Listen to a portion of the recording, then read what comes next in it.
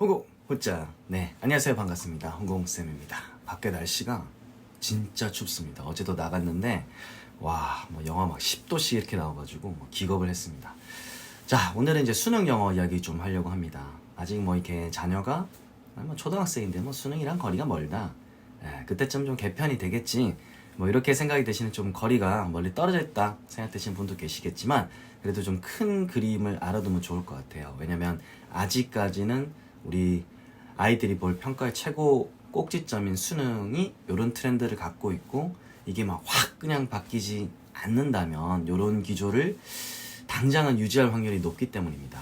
혹시 이제 우리 수능 영어 하게 되면 지금 절대평가로 바뀌었지만 그래도 여전히 쉽지 않다 라는 이런 이제 기조가 있죠. 그리고 재학생들도 좀 쉽게 생각을 조금 하는 친구들 있을 수 있을 것 같아요. 그래도 근데 시험을 보고 나면 생각보다 이제 학교 다닐 때만큼 잘 안 나오는 경우가 많습니다. 그러니까 물보다는 의외로 재학생한테는 상대적으로 이제 수능으로 좀 가깝게 여겨지는 시험이에요. 이게 왜 그러냐면, 우리가 이제 뉴스 기사를 보든 뭘 하든 하면 만점자, 그다음에 1등급 요런 숫자에 이제 포커싱 되다 보니까 사실은 우리 주위에 이제 평균적인 일반적인 학생들을 살피지 못하거든요. 그런데 이제 뭐 절대평가 영어 같은 경우에는 거의 이제 해마다 통계를 보면 1등급이 사실은 이제 일정 선만 넘으면 되는데도 불구하고 비율을 보면 거의 7%대의 수렴을 합니다. 신기하게. 그러니까 뭐 평가원에서 대략적으로 그 정도 선은 유지를 하자라는 이제 대략적인 좀 기준을 좀 설정을 한 느낌이죠. 그렇죠? 뭐 제가 확인할 길은 없겠지만 어쨌든 7% 정도 해가지고 왔다 갔다 정도에서 그거보다 좀 쉬우면 물이 되고 그거보다 좀 더 어려우면 불이 되는 약간 이런 느낌으로 지금 기준 설정이 돼 있어요. 그러다 보니까 수능 영어 자체가 과거에, 지금 영상을 보시는 분들이 과거에 이제 수능이 94년도부터 있었잖아요. 1차, 2차 이렇게 있었습니다. 그때 생각했던, 봤던, 공부했던 영어 지문하고 지금 지문하고 사실은 차원이 다릅니다. 그래서 사실은 나 때 이제 공부했다, 빡셌다, 뭐 어려웠다라고 비교하기는 상당히 좀 무리가 있습니다. 그래서 그런 것도 좀 빼고 한번 생각해 볼게요. 지금 수능 문제가, 영어 문제가 지문의 어떤 고갈적인 문제도 있고, 어쨌든 점점 이제 사회가 인터넷이든 뭐든 발달하다 보니까 뭐 저작권 이슈라든지 나아가서 어떤 적중을 시키는 분도 뭐 계실 수도 있고, 이러다 보니까 출제하는 입장에서는 굉장히 벼랑 끝에 몰리는 느낌입니다. 그러다 보니까 지금 교육부에서는 장기적으로 보면 이 수능이라는 것이 지금 참 어렵다, 한계에 약간 좀 오는 게 아닌가, 시대적으로든 출제 베이스든 뭐든 좀 쉽지가 않다. 초창기에 94, 95, 96 요때의 어떤 참신했던, 약간 교과 통합에 참신했던 그 느낌을 살리기에는 수능은 사실은 너무나 노화됐다라는 생각을 좀 지우지 못하고 있죠. 그잖아요. 몇 년이 흐른 거예요. 지금 어마어마한 시간이 흘렀잖아요. 다시 이제 영어로 돌아와가지고 영어 자체도 여러 가지 이런 문제로 인해서 점점 이래 지문 자체도 그렇고 문제 자체가 어려워집니다. 이제 과거의 1등급을 구분짓던 문제하고는 사실 차원이 달라요. 그럼 이 영상을 보시는 분들은 걱정이 되겠죠. 그죠? 우리 애는 어떻게 해야 되나. 혹은 이 영상을 보는 우리 지금 친구들은 큰일 났다 이런 생각이 좀 많이 들 거예요. 그래서 수능 영어에 대한 생각을 좀 바꿔드리려고 합니다. 수능을 치고 나면 항상 그 영어 시험지를 원어민들이 좀 풀어보는 그런 영상이 이제 유튜브에 많이 올라오죠. 그러다 보니까 원어민도 어렵다, 모르겠다, 이게 뭐냐, 내가 원어민인데도 모르겠다 라고 이제 성토를 하고 이제 사람들이 이제 공감을 하죠. 많은 분들이 이제 공감을 하는 이유는, 그렇죠, 전반적으로 좀 쉽지가 않다 라는 것이 이제 깔려 있다 보니까, 그래 어려워, 원어민한테도 어려워, 뭘 이런 걸 시험 문제로 내나 라는 것까지 이렇게 확장이 되는데, 사실 저는 그렇게까지 이렇게 생각이 가지는 않아요. 그렇게까지 공감하기는 조금 어렵습니다. 이게 무슨 말이냐면, 우리가 한국어 원어민이잖아요. 한국어 원어민이면 잘하잖아요. 영어를 이렇게 한국말을 이제 잘할 텐데, 그렇다고 우리가 수학 능력 측정을 위해서 우리 한국 사람들이 수능 국어를 풀면 다 100점이 나올까요? 그렇지 않죠. 우리 학생들만 해도 보세요. 이 친구들이 뭐 공부를 당연히 일반인들보다 더 많이 할 거잖아요. 수능에 맞춰서.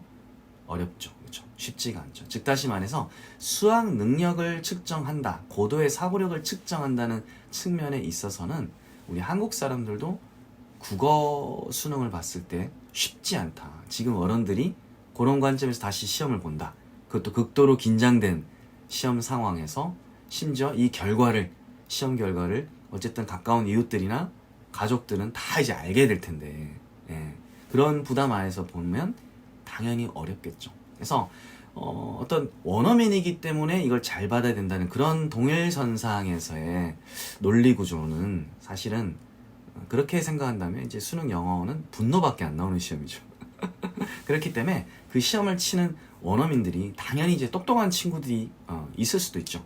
하지만 그 시험을 이제 영상에서 다루는 모든 원어민들이 지적으로 뭐 어떻게 보면 논리적으로 고도의 사고를 갖고 있다고 확신하기도 어렵고요. 두 번째는 그 다음에 약간 이 집약된 지문을 오지선다 안에서 고르는 그런 이제 선택을 하는 데 있어서 익숙하지 않을 수도 있습니다.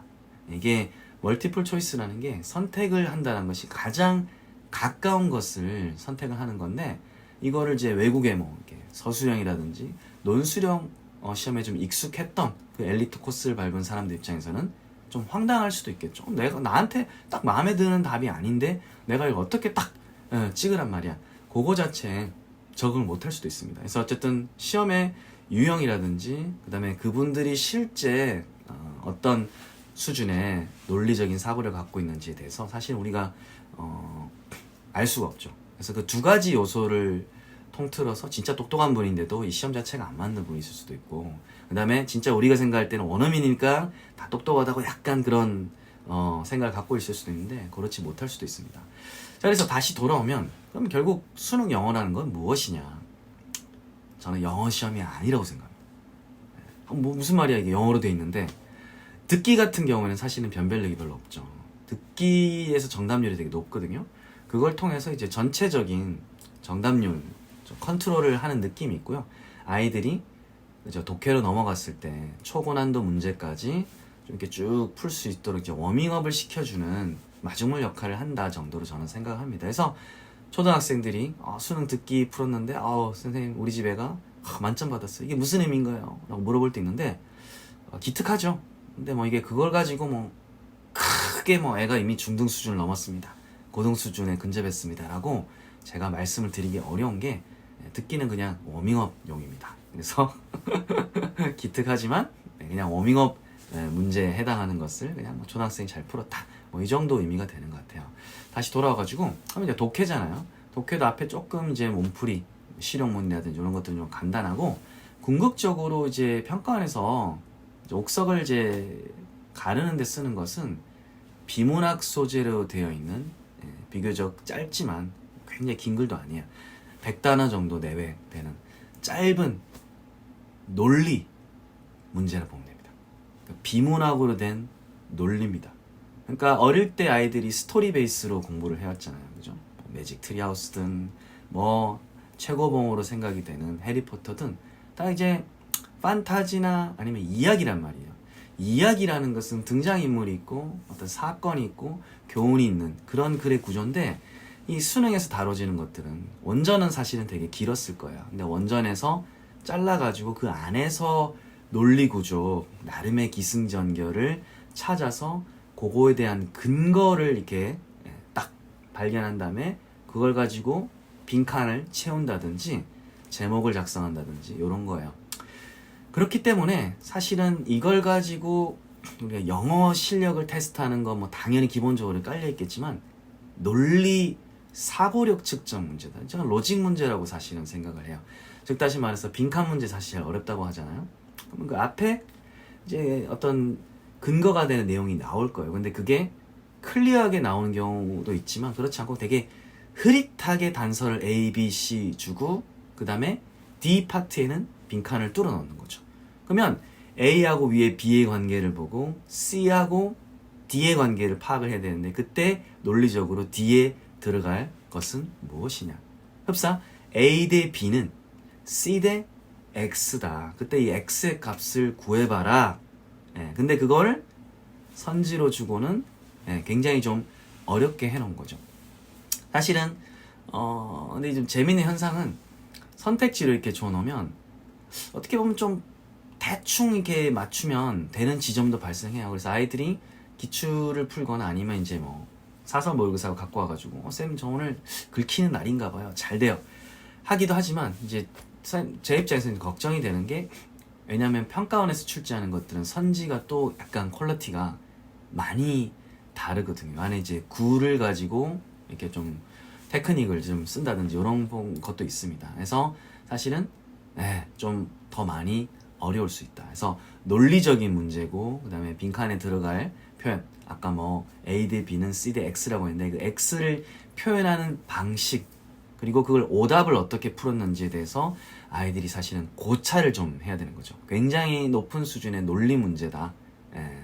그런 식으로 접근을 해야 되고, 그러면 이제 이런 생각 들고 영상을 보신 분들은, 아니 그러면 어릴 때부터 그걸 키울 수 없나, 또 이 생각하실 거예요. 어릴 때는 그 아이들이 어릴 때 해야 되는 과업들이 있습니다. 가장 먼저는 부모와의 관계가 중요하겠죠. 부모가 신뢰해주고 일관성 있는 육아랑 교육 방침을 하려고 애를 쓰면서, 100% 일관성 있을 수는 없어요. 부모도 승질납니다. 하지만 그런 걸 가지고 관계에 있어서 굉장히 안정성을 줘서 애가 학습 습관을 가질 수 있도록, 즉 초등 때부터 요즘은 조금이라도 혼공할 수 있는, 즉 자기주도할 수 있는 맛을 살짝 보여주면서 중고로 넘어가는 요런 이제 어떤 큰 그림이 되게 중요하고요. 그 다음에 영어 같은 경우에는 초등학교도 한 고학년쯤 되면 비문학 소재들이 많이 등장하거든요. 일반적인 교과서에. 그리고 뭐 사회, 과학 이런 거 다 사실은 비문학인 거잖아요. 그래서 그런 명분을 가지고 초등학교 고학년 때부터 이제 영어도 조금씩 소재를 비문학을 이제 섞어줄 필요가 있다. 그래서 문학만 좋아하고 자꾸 이렇게 빗자루 타는 이제 해리포터만 좋아하면, 혹은 엄마 아빠의 목표가 그거야 된다면 나중에 중학교 가서 혹은 고등학교 가서 낭패를 볼 확률이 높습니다. 그래서 큰 그림적으로는 비문학은 때가 되었을 때 적기에는 꼭 이렇게 전환을 해주고, 이제 중학교 고등학교 나가서 너가 사는 사회에서는 많은 것들이 이야기뿐만 아니라 이런 비문학적인 거로 많이 구성이 돼 있어 라고 해주고, 그 안에 수능이 있다로 가는 거지, 수능에 비문학 많이 나오니까 너가 5학년 때부터 6학년 때부터 비문학 소재를 많이 다뤄야 돼, 크게 애들은 공감받지 않습니다. 그래서 비문학적인 거고요. 그 다음에 글을 읽을 때요, 대입학을 잘 하는 것이 아주 중요합니다. 그러니까 하나의 글을 읽었을 때 그 안에 이제 전반적으로 이제 필자가 전달하려고 하는 메시지가 과연 무엇인가 라고 하는 것을 캐치하는 것이 굉장히 중요합니다. 그러면 제가 방금 좀 뻔한 말을 했는데, 아이들이 그럼 이거를 어떤 식으로 캐치를 하고 문제풀이하고 연관지어서 어떻게 해야 되는지, 어떤 뭐 행동 강령에 대해서는 사실은, 그쵸, 저도 또 이게 시간이 부족하거든요.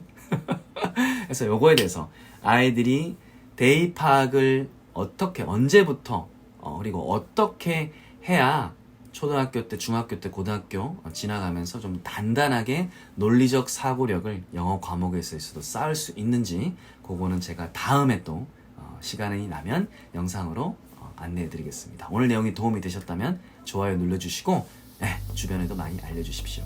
구독해 주시고요. 홍보, 후차